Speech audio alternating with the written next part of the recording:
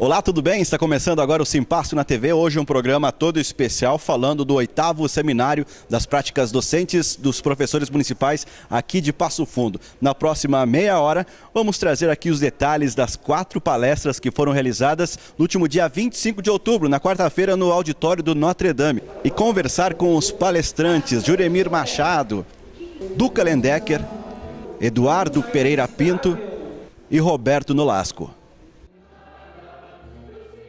No começo da manhã, autoridades prestigiaram a solenidade de abertura do seminário. Para discutir a política, para discutir as formas de avanço e para discutir como faremos a resistência nesse momento difícil que estamos enfrentando. Profissional para a integração, para ampliarmos as nossas competências. A cada ano poder trazer esse seminário e cada vez mais trazer com excelência, buscar a excelência dos trabalhos oferecidos. Que o servidor deve ser valorizado, porque até o momento nós não fomos valorizados por essa atual administração. Para encerrar então, eu quero parabenizar a todos os professores pelo dia 15, foi a data alusiva ao dia do professor. O dia 28 agora, o dia do servidor, todos nós somos servidores. Tive a oportunidade de participar do evento promovido pelo CNP, Sindicato do Almoço dos Professores, cumprimentando vários colegas que estavam presentes, mas aqui eu quero pedir uma salva de palmas a todos vocês.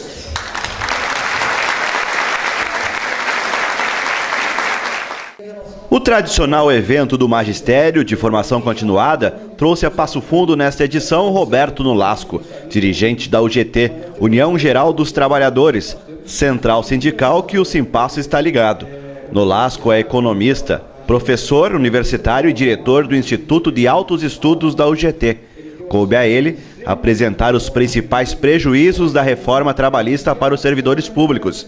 Na opinião do economista, a reforma vai imediatamente retirar dos trabalhadores os direitos garantidos pela consolidação das leis do trabalho e promove a precarização das relações de trabalho e um retrocesso social. Atinge profundamente o setor público porque traz uma grande chance de privatizar o setor público através da aprovação da terceirização de maneira indiscriminada. Existe uma tendência de suspensão dos próximos concursos públicos para trocar trabalhadores em qualquer área por terceirizados. Inclusive ontem, no Valor Econômico, o Eliseu Padilha, que é o vice-presidente, vamos dizer assim, disse que vai fazer uma avaliação muito grande no serviço público de uma maneira geral, usa a palavra racionalizar, que isso significa diminuir. Na sua opinião, os principais efeitos negativos, então, dessa reforma trabalhista para o servidor público? Para o servidor público em particular, no meu ponto de vista, é basicamente a terceirização, mas o que o servidor público tem que olhar é a tendência do mundo neoliberal que hoje se coloca na França, nos Estados Unidos, na Inglaterra, em vários lugares, é de diminuir o tamanho do Estado. E o tamanho do Estado significa diminuir o tamanho da quantidade ou do serviço público. Hoje, os trabalhadores organizados, os sindicatos, estão naquela linha do IES, nós perdemos. Eu acho que tem que partir para o IES, nós podemos. Ou seja, nós temos muita luta pela frente e o que está previsto na lei do negociado sobre o legislado, isso já existe, só que hoje existe para reduzir direitos. Então, acho que a organização cada vez mais e não ter divisão no movimento sindical para poder fazer frente a esse desafio. Todas as medidas provisórias que foram ditas, que existem por aí, nada concreto, elas são, no meu ponto de vista, piores do que a lei. Para o funcionário público, muito pior, porque uma das coisas previstas é que tem que ter convenção ou acordo coletivo para poder receber a contribuição sindical, coisa que o funcionário público não faz. Então, na sua opinião, essa medida provisória pode não amenizar essa situação? Não, ela agrava. Na minha opinião, todas as que eu li até hoje, ela agrava para o funcionário público. Para o privado, ela diminui um pouco a tensão. Para o público, piora. Queria que o senhor comentasse para a gente um pouquinho, né, do trabalho da UGT, como que funciona esse sindicato, a importância dessa organização que vocês têm. Então, a UGT representa trabalhadores de uma maneira geral, representa mais de 10 milhões de trabalhadores. Nós temos uma atuação internacional importante. Eu vim da Bélgica semana passada, fazendo um trabalho internacional para a UGT, tentando fazer um trabalho. Eu sou diretor do Instituto, a UGT é a única entidade no Brasil que tem um modelo think tank internacional de desenvolver conteúdo para que os sindicatos possam enfrentar o mundo de hoje. Que o conhecimento hoje ele é muito importante para não focar só no conhecimento sindical, mas e sim no mundo que está à sua volta. É o seguinte, nós temos que continuar cada vez mais organizados e menos divididos, porque no trabalho do Banco Mundial, que recentemente divulgado, aonde existe sindicato forte, se você reduz a desigualdade. Então o sindicato precisa saber que tem que ter participação na sociedade, não só dentro do sindicato. Se ele chegar na sociedade, o movimento sindical vai crescer. Nós temos que começar a valorizar o trabalho que nós fazemos, que o salário é muito baixo e a exigência é muito grande e a responsabilidade é grande, mas nós temos que dizer qual é o serviço que nós prestamos.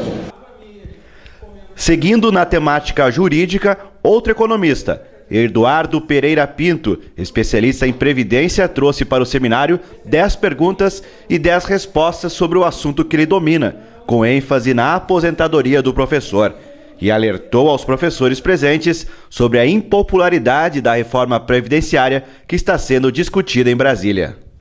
Bom, a gente precisa saber como funciona o regime geral, o quão solvente ele é, para ver se essas reformas propostas são de fato ou não necessárias.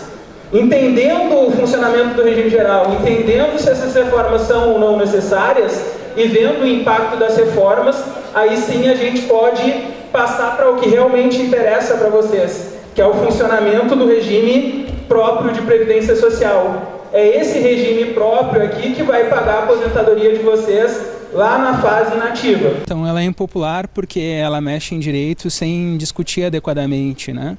E tem dois vieses, tem o viés oficial que diz que a previdência é deficitária e a gente acabou de ter um relatório final da CPI que diz exatamente o oposto. Então a gente deveria discutir com mais propriedade, até porque isso impacta a vida das pessoas, o planejamento das pessoas para a aposentadoria e também os já aposentados. Quais são as principais mudanças e de que forma atingiriam então os professores?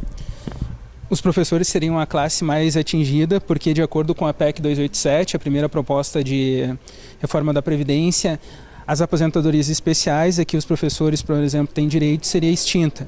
Então, aqueles 5 anos a menos que os professores trabalham não existiria mais, eles teriam que cumprir as mesmas regras. Então, mulheres se aposentariam com 65 anos. Tá? Seria uma grande perda para a categoria dos professores. Em relação às dúvidas que tu pôde responder hoje então, para os professores, quais são as principais que você pôde esclarecer? As principais foi a questão do déficit ou não da Previdência. O pessoal já estava bem afiado, já tinha tido acesso à informação de que, na verdade, esse déficit oficial foi contestado pelo relatório final da CPI e, principalmente, aqui o funcionamento do regime próprio de Previdência Social, o IPASSO. Eu acho que todo mundo saiu daqui com uma noção bastante boa do funcionamento do IPASSO e da importância desse bom funcionamento para garantir o recebimento de aposentadorias e pensões no futuro.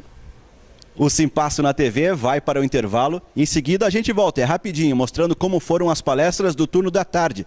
Teve música de qualidade e muito mais. Fique aí.